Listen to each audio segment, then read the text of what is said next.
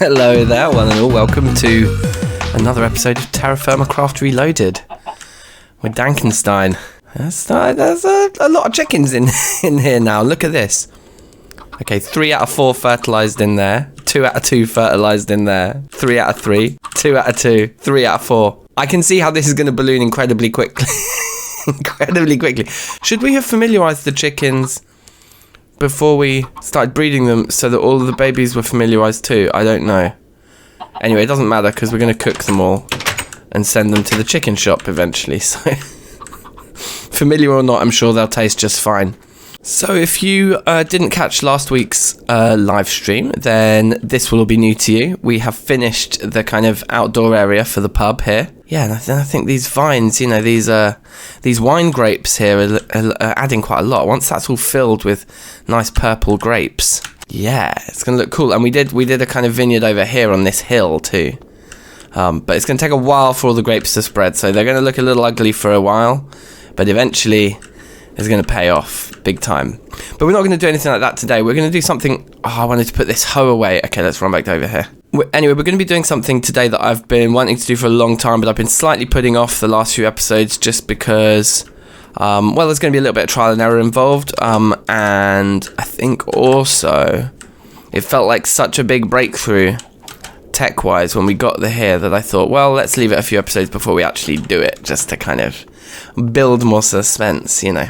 But we are, of course, going to be getting our interdimensional transceivers sorted today. We are going to get that ore excavator over there. Do I have my... Oh, I do have my zoom in still. That's nice. We're going to get the ore excavator from over there firing. And it's going to be pulling all of its power wirelessly from up here. Excuse me. Thank you. From up here. Where, as you can see, I need to get another one of these capacitor banks, but I might just not do that just yet. Let's put that there for now while we think. So that one's full. I've already moved the empty one from there and put it down to charge. You can see, just by powering this while this thing's off, we have moved almost all of it into the refined form. So our buffer's kind of looking nice now, and you could start pumping stuff in there. So we do need more fluid pipes for sure. I thought there was a barrel up here that had some stuff in it. Maybe it's... So there's something familiar about this. Like, look, fluid conduits. We do have 4 of them left, but I think we're going to need more. So thinking about it, actually, we're going to need more of both. We're going to need more fluid conduits, but also more item ones, because we've only got one of those. So that means that for both, whatever it is, we need lots of binder, and we haven't got any binder just yet. So that, or we've got, like, we're running out, basically, back at the base. So yeah, 2 stacks of sand, and then we need, like, loads and loads of gravel. Now, I think this recipe does 8 a piece, so we're going to have loads. I kind of assume this is one of those situations where we'll never make it again. Like, 4 stacks of 64 should see us through to the end of this playthrough, right? Oh my god, look at my hair.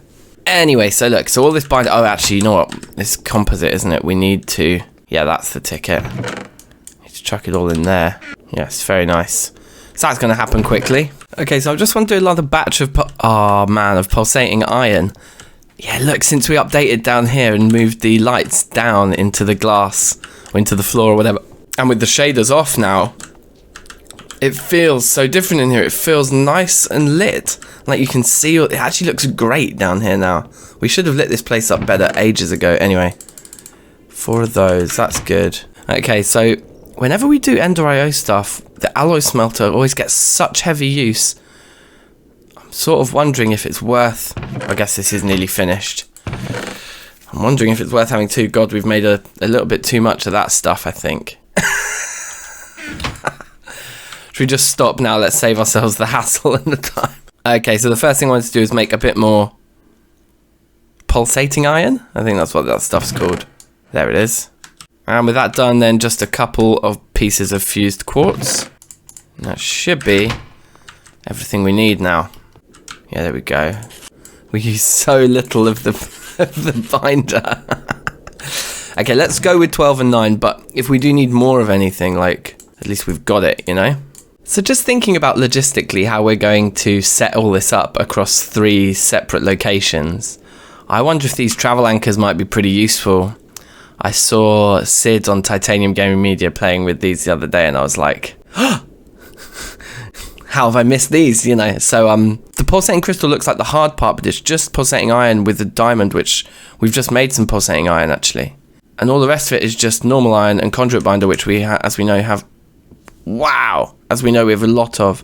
Is that Optifine that's changed? Because I think this is probably the first time I'm running this pack with Optifine without shaders on. So that does look quite different, doesn't it? Anyway, let's jump down here, I guess, and see what we can do about it. Yeah, God, the sky looks cool. Anyway, so we're going to need, like, at least 2 of these, yeah? Like, to just get... Yeah, to get between... Yeah, that's what we want. We just want 2 of them for now. So we can get to and from the oil rig without having to actually travel all that way, you know? Right. So 2 of those pulsating crystals, done. Right, and then we'll just need some iron to go with that, yeah? Huh. Do you remember we fixed this ingot and I need to look back at the episode that I did that in and do it again, because on this fresh machine with this fresh install of the game, converting my world over, obviously that kind of fixed ingot texture got lost. That's interesting. Anyway, I hope they work just as easily as I imagine they're going to, but maybe not. I guess let's just try them out really in a really simple way. Yeah. So like the first place I'll definitely want one is up here. Let's put it there, and then should we just test like from here?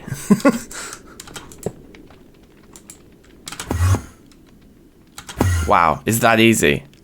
Okay, so how far away can we get then?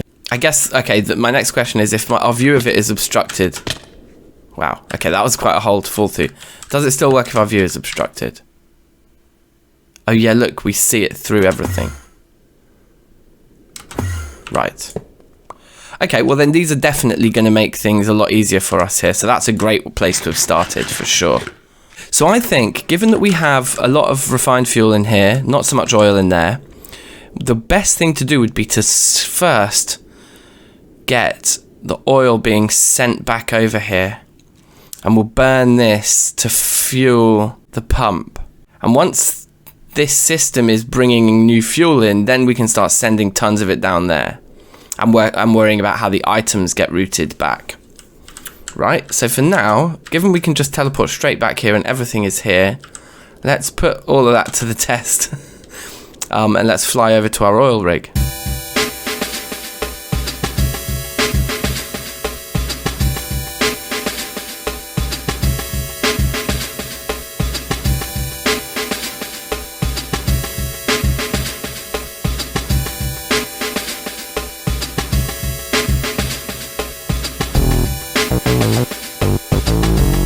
Right, well then, here we are. So the question is, how long does this thing actually go for? But I think all we need to do now is that. Is it too far away? Is there a limit to how far these things work? I bet I know what it is. I bet we need the chunk to be loaded. What do you reckon? Chunk loaded, there we go. Alright, moment of truth. Let's see if this worked. Otherwise we've just done 2 trips for no reason, which is less than ideal. I mean, it's... Whoa! Shooting stars. I guess it's possible, I just don't know where to look. Damn, I thought that might speed things up a bit. Maybe we need a chain of them, maybe they have a maximum range. Yeah, okay, so just one cursory Google search, I found that these have a range of about 50 blocks. And looking at Journey Planner here, or whatever it's called, looking at our map, yeah, we're like 350 blocks away from there. Maybe more. That's just in one plane, actually. That's just in the X direction. So we would need more like 10 of these. I guess we can do this quite easily. Let's do it, because having some quick, like a bank of these guys, I don't know. Is this worth it? Are we going to just end up spending the whole episode just trying to actually get these anchors to work? Probably. Okay, well, let's do it anyway.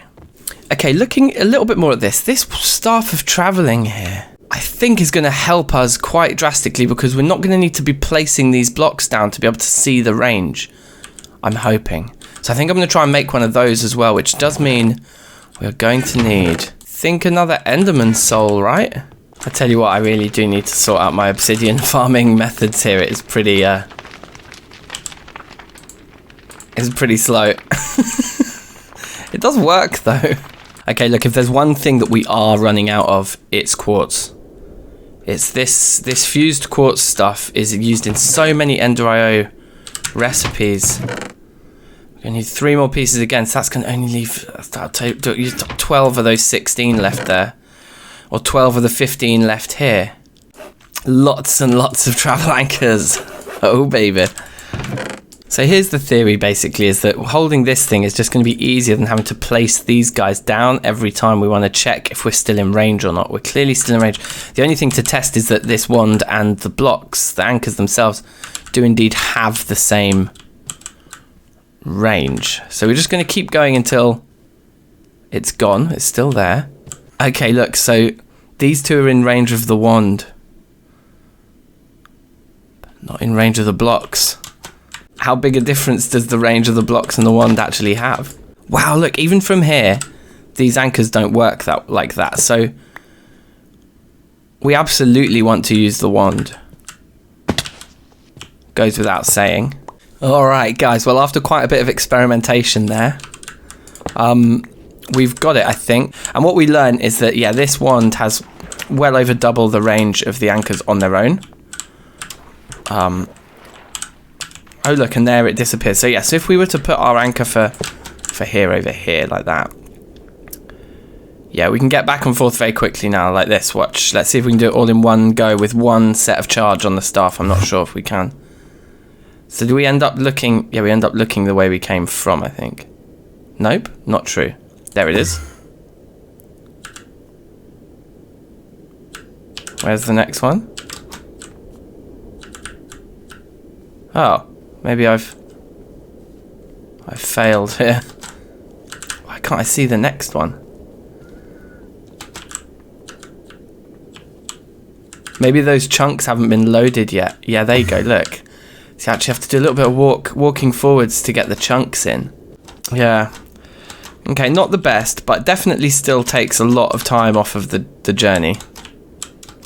It could be a lot more effective, couldn't it? Anyway, here we are, we're back. We might have to try and chunk load a bit, I think. Okay, so enough procrastinating by setting up infrastructure, although I think I will, on my next journey, try to chunk load everything. And in fact, let's start by loading in these chunks here.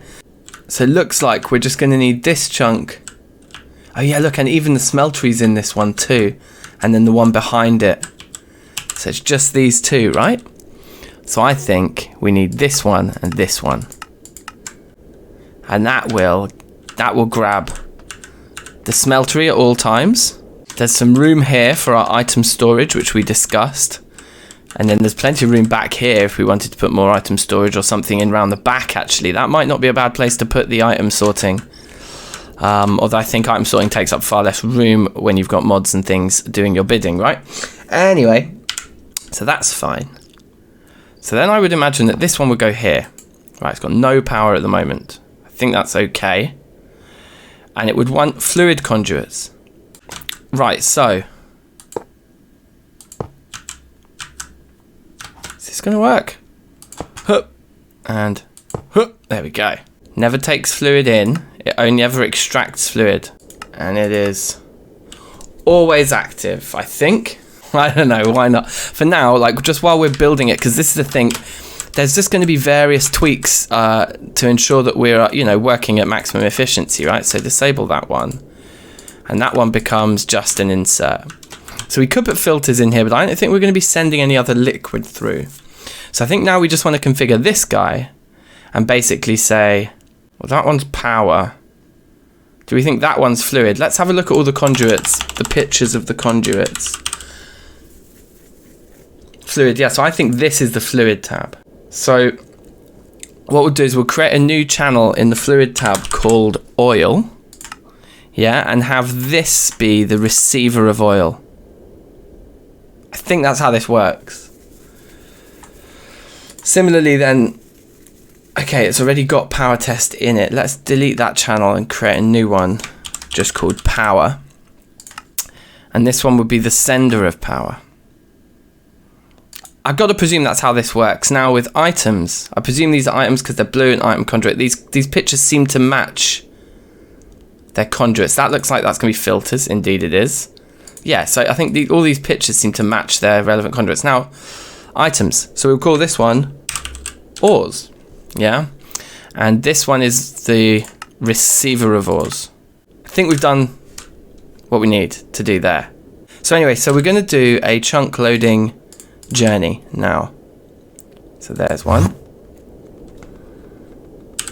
And I wonder if loading this many chunks is problematic. It might be. We'll see how my computer handles it. But that one's loaded now. Right, there's another one. All right, now one thought that's occurred to me is in case this thing actually is pulling from like an area down there that matters, then maybe we don't want, maybe we want to like play it a little bit safe here. Tell me if you know anything more about this. It's kind of near the center. I suppose there's a chunk boundary right there. So if it did need more room in any direction, it's probably going to need it in that direction too. Or whatever. Let's go with that. It doesn't seem to be slowing anything down for me here, so that's good. So we're going to need to take one of these. Let's put a fluid conduit on here, just so that we can make it extract. You know what I'm thinking is, because this thing also needs to power this guy. So you put it there, it's powered. But it's only set to active with signal. It's got quite a lot of power there, so that's cool. So we could do something like this with the fluid and say that that only goes in, that only comes out. It's always active. Is that starting to like do anything? It sends to oil. And it receives power. It receives power. Now the question is that going to power? Whoops. There's no way of telling. That thing is, it says 1000 out of 1000 RF. It says it has power. Always active. Always active. It's powering that guy now. This is working. That's pumping. Okay, so let's quickly charge our rod. And then let's run home and see what's happening at the other end. Because that's just using the power it's got. Because we aren't sending any power. But that thing is staying at 1000 RF. It's being powered. This is working. Okay. Let's try and go home really fast. Let's see how fast we can do this. Oh, I still can't see this one. The loading of the chunks along the way doesn't seem to have helped much. Unless it's this one that's over at a bit more of an angle. Should be easier to see at night as well. I mean, it still is, still faster than walking, but it's clearly not holding them all. So I wonder what chunk loading actually does, if not what we think it does. But look, this is filling up. So it's going up. Has it stopped? It looks like it just stopped, just then. Okay, well let's switch on the system and see if it's because the thing's run out of power at the other end. Totally, it was because it had run out of power. Okay. So that's fully charged and presumably sending power, receiving oil, throwing it in there. This is all working. Let's have a sleep so it's nice and light, and then we'll see if we can get the ore excavator all sorted out here too. And I guess it is true that what the problem is going to be is that as soon as we flick this switch, yeah, all of these dimensional transceivers will have 500,000 RF sat in them that will just lose. That's the thing I'm trying to avoid, because we're burning fuel for that.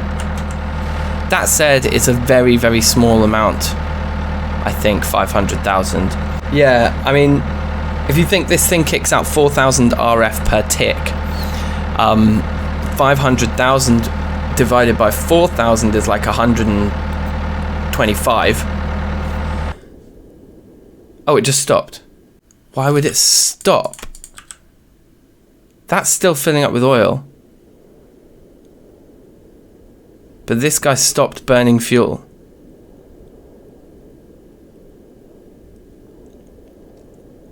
I'm not sure why that is. I think I know why. I bet that we have this all set to not share its stuff. God, how do I even click on that? Active with signal. Always active. Now we're... Okay, that's what it was. So we just had like a little blockage there.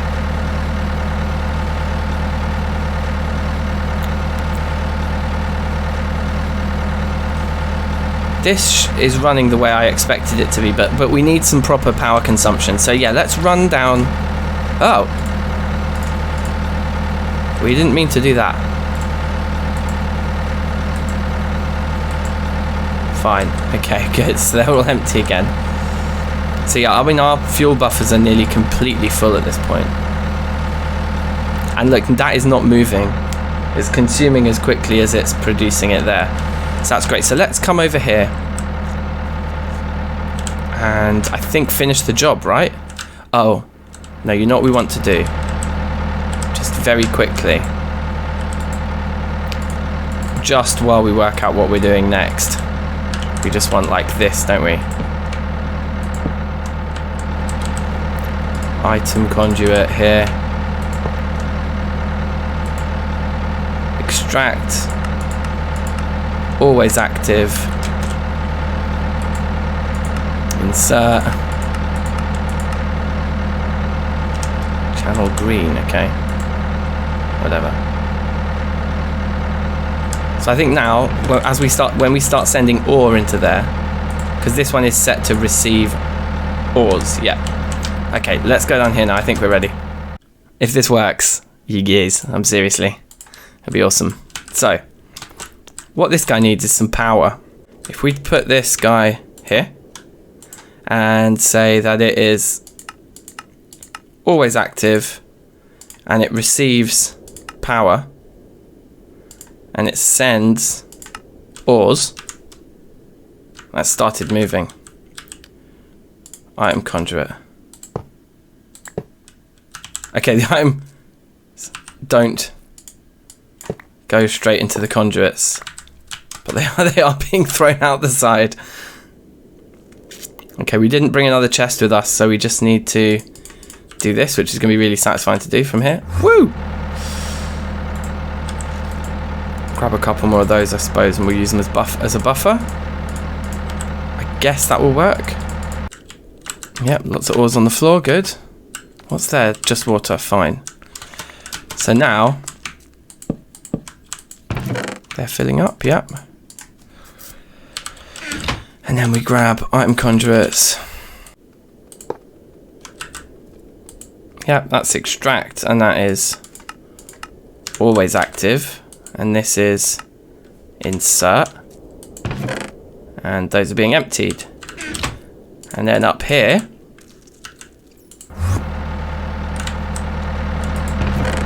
okay, is working. It is working. And so now that is all happening, let's analyze our fuel consumption and things like this. That's not moving. That's not moving.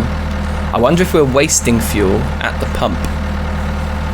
I doubt it. I think the whole system would clog and jam rather than us just waste. But look, that's staying full. That one's as good as full.